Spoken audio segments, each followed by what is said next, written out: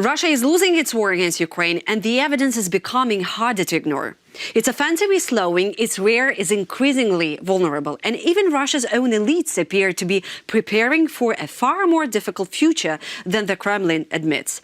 Irish journalist Caolan Robertson with me right now in the studio, and we have a lot to unpack. So, Caolan, welcome, and long time no see. I know, it's been ages. Nice to see you. Caolan, so let's be blunt, without sugarcoating. So the Institute of the Study of War always repeatedly challenged Russia's false and lies about the capturing a new city in Ukraine, villages and territories. And while Ukraine is carrying successful strikes in Crimea, deep inside Russia, Moscow suburbs, and we know some of the places are still on fire even when we're talking to you. So do you think there is still some room and place for Russia's success on the battlefield and in this war?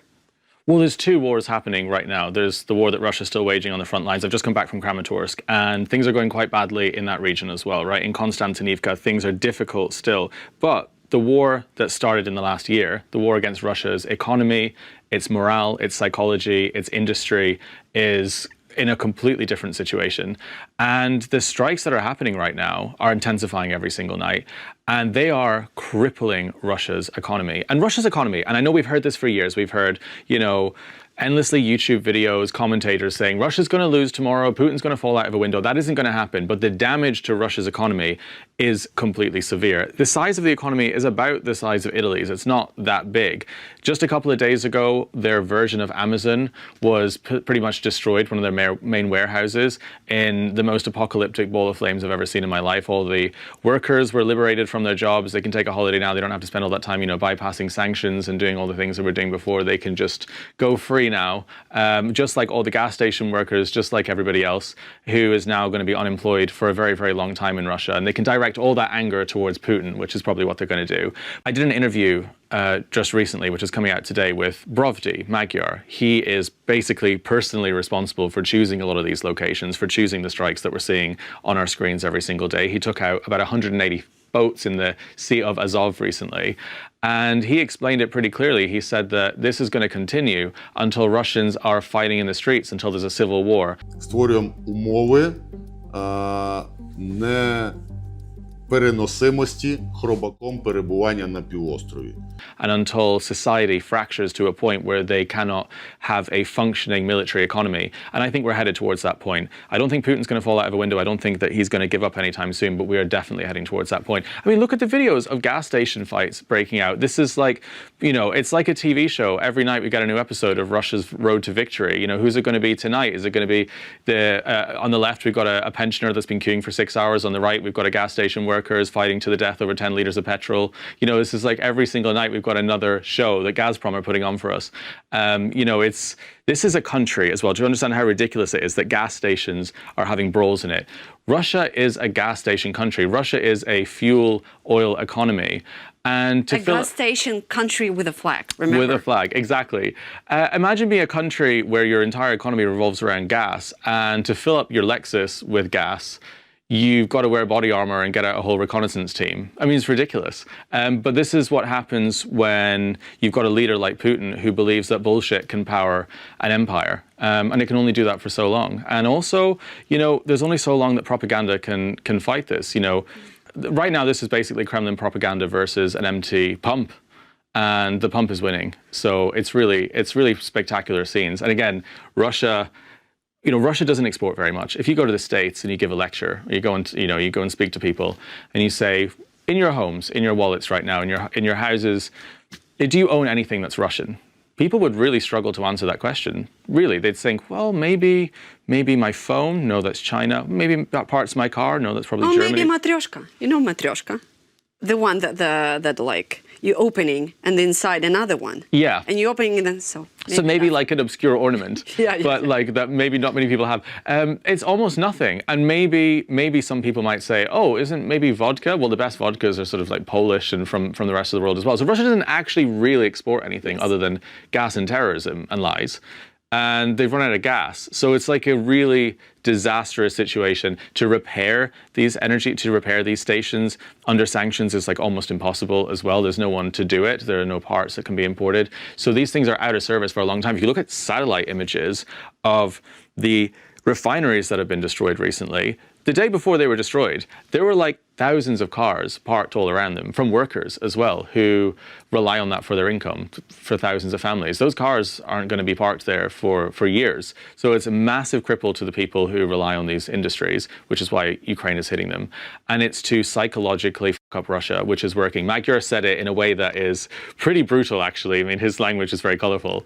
But he was like, we are not just defeating Russia in terms of its economy, we are defeating what Russians believe they are, which is better than everyone else, an impenetrable empire, where embedded in the Russian psyche is this mentality that they are the top tier and everyone else is to be subjugated, and that they can expand their borders wherever the hell they want, they can loot and colonize all their neighbors, and they're untouchable.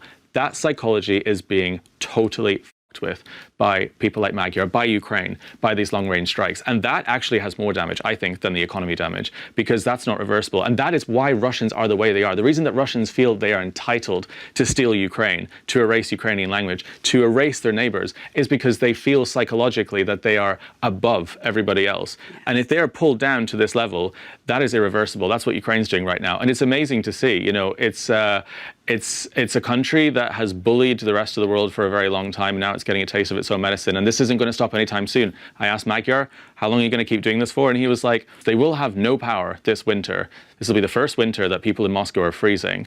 And that's because they did it to us. It's going to be interesting. You said a brilliant quote that Russia is exporting just a few things, oil and terrorism. What else? What else? You know, I'm listening to you, I'm thinking, for years, we've been told, especially people in the West, that Russia's victory is inevitable. And could you imagine that the world so overestimated Russia and underestimated Ukraine? I know it's obvious, but still. What was your impression of Brovdi? I mean, just as a journalist, what was your impression? He is completely unreal. Like, I've never really met someone like this before, especially a commander, right? These are people who speak in jargon, they speak in NATO languages. Normally they're very reserved in how they use language. And he's just sitting there talking like a Wild West cowboy about the way he's treating the Russians. This is like completely unreal. I mean, to even get to him, this is a world exclusive. He has not given an interview with any other person since he launched the operation against Crimea. So it was really exciting. But I had to go through, like, he showed me all of his training programs with all of his soldiers and how up to date it all is. I had to go into then a like blacked out car and drive from a city I can't even mention with all the windows completely black. Even like there was no natural light in this thing. Had like a metal detector scan me before I even got in the car, drove for hours to an undisclosed location, went to the command center, and we went in and it was like this, right, with these screens. But every screen showed locations in Russia and Crimea that were burning. Seriously? This is the room where they decide. Wow. And I said, what do you think? It's like CIA room. Oh yeah, but this is the most, like, Putin is looking for this room, like personally, right? This is the most like sought after location so they can put everything they possibly can into it. Because this is the room that is causing the Russians total nightmares every day. So it was quite fun to be in there. But I said, well, how did you feel? You know, you blew up St. Petersburg port, you know, when all of Russia's propagandists had arrived. You know, what were you doing then? And he was like, well, we all watched on the screens as the planes landed. We watched some of the locals report it and we all applauded. Then we got back to work. I was like, oh my God, in this room, you know, it's kind of surreal and amazing. But again, he just sat down and he was like, we're not just turning the tide against the Russians. We are changing the shape of warfare itself. We're using new tactics that never thought possible before to hit a country like Russia that people were terrified of just 5 years ago. We are doing that ourselves in this room, despite the West and everyone else saying that, you know, Ukraine should hold back. Biden said they shouldn't strike Russia. Russia shouldn't be with. And these Ukrainians are literally just doing everything they can themselves to fight back. Honestly, it was the most amazing, inspiring thing I've ever seen. What was quite cool as well is like all of the people, all of his volunteers, everyone in his unit are there because they signed up, they volunteered to do it, right? They're young, driven, addicted to numbers, addicted to what they do. It is like the cutting edge of just amazing, inspiring innovation. There's a gym in there, everyone's really well dressed, everyone's like looking after themselves, and everyone just wakes up and they're motivated to destroy Russia and give Russia back the medicine that it's been treating Ukraine with.